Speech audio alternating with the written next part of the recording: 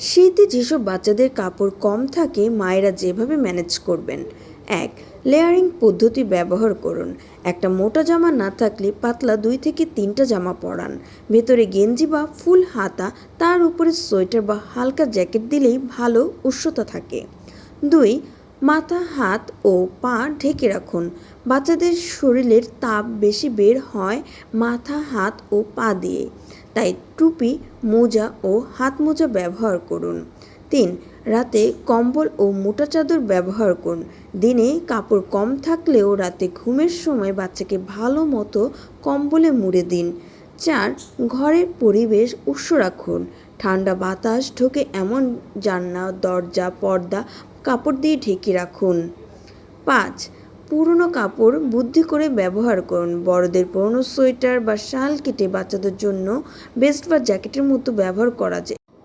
মনে রাখবেন, মায়ের যত্ন, বুদ্ধি আর ভালোবাসা থাকলে অল্প কাপড়েও বাচ্চাকে শীতে সুস্থ ও নিরাপদ রাখা সম্ভব।